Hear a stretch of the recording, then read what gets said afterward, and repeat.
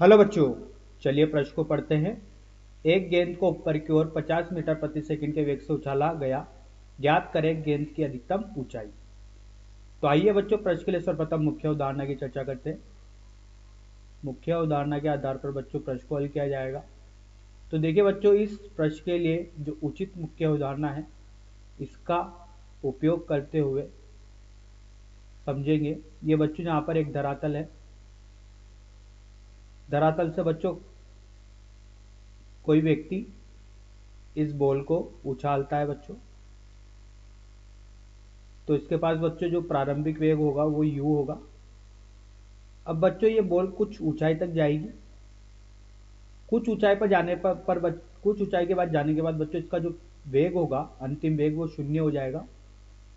अंतिम वेग इसलिए शून्य हो जाएगा क्योंकि बच्चों इसकी गति के विपरीत दिशा में गुरुत्वीय त्वरण g कार्य कर रहा होगा। जो कि बच्चों इसमें जो गुरुत्वीय त्वरण g कार्य कर रहा है, इसमें मंदन का कार्य करेगा।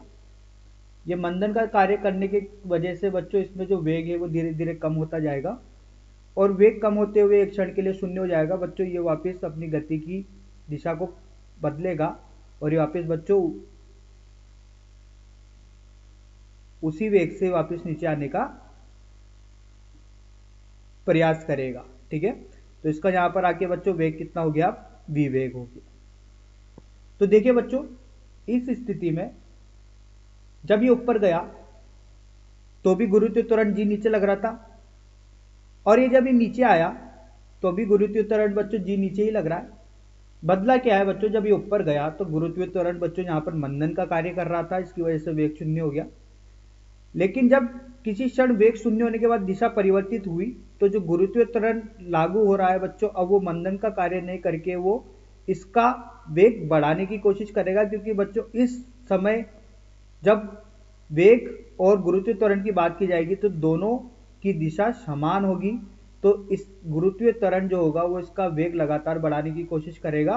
तो जब यहाँ पर वेग शून्य हो गया था तो वेग शून्य, अब इस स्थिति में जो अंतिम वेग होगा वो कुछ ना कुछ वेग प्राप्त इस वस्तु को होगा, जो कि धरातल पर टकराने से पहले इसका वेग कुछ ना कुछ v वेग प्राप्त हो जाएगा। तो देखिए बच्चों, इस स्थिति में जो यहाँ पर ये ऊंचाई h प्राप्त की, इसको अधिकतम ऊंचाई बोलते हैं बच्चों। इसमें जो बच्चों समय लगा वो t1 समय ऊपर जाते वक्त और t2 समय नीचे आते वक्त लगा। तो देखिए बच्चों, जो गुरुत्वीय त्वरण होता है ये एक समान त्वरण होता है पूरी गति के दौरान। इसका मान बच्चों नियत रहता है 9.8 मीटर प्रति सेकंड जी का मान। इसको गणना के हिसाब से बच्चों 10 ले लेते हैं। तो देखिए बच्चों, जब गति की समीकरण लागू करते हैं तो गति की समीकरण लागू करने के लिए जो आवश्यक शर्त होती है कि गुरुत्वीय त्वरण जो है वो एक समान रहना चाहिए। तो गति की समीकरण आप लागू कर सकते हैं। तो पहली समीकरण v बराबर u धन at, दूसरी समीकरण ut धन 1/2 a t का वर्ग और तीसरी समीकरण बच्चों ut धन 1/2, सॉरी बच्चों ये तो लिख चुके हैं, माफ कीजिएगा, v का वर्ग बराबर u का वर्ग धन 2as। तो बच्चों जो भी अज्ञात राशि होती है उन समीकरणों को लगाकर ज्ञात किया जा सकता है। तो आइए बच्चों प्रश्न के मुख्य हल पर चलते हैं मुख्य उदाहरण के आधार पर। अब देखिए बच्चों, यहां पर बच्चों ऊपर की ओर एक गेंद को फेंका गया है।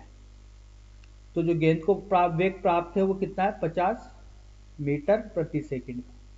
अब बच्चों ये गेंद गुरुत्वीय त्वरण के अधीन में गति करेगी और गति करते करते हुए बच्चों इस स्थिति में क्या होगा, इस स्थिति में बच्चों यह होगा कि ये जो गेंद है ये कुछ ऊंचाई पर जाएगी।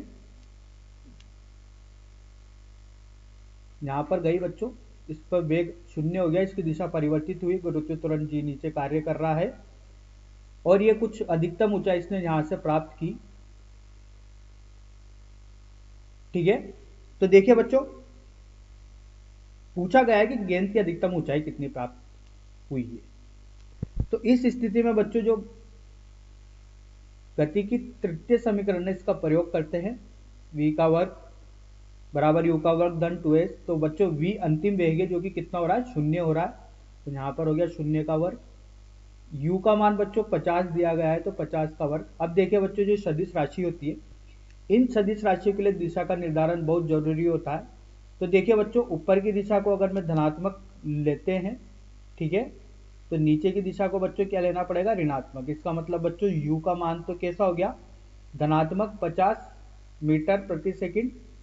अब देखिए बच्चों, जो g का मान है वो g का मान ऋणात्मक हो गया है, क्योंकि g का मान यहाँ पर नीचे की तरफ लगता है गुरुत्वीय त्वरण g, तो नीचे की दिशा कैसी है, ऋणात्मक है, और ऊपर की दिशा धनात्मक है।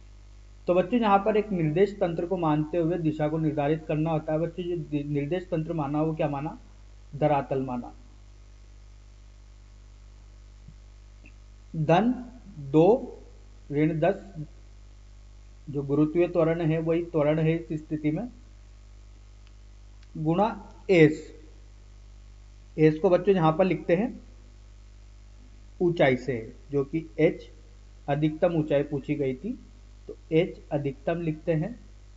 तो एच अधिकतम यहां पर होगा बच्चों, ये होगा बच्चों 50 का वर्ग, 50 गुणे 50 बटे 2 गुणे 10। तो ये इससे ये कट गया बच्चों, हल करने पर मिलता है 125 मीटर। तो यही अपने प्रश्न का उत्तर है बच्चों। आशा करता हूँ आपको यह समझ में आया होगा। धन्यवाद।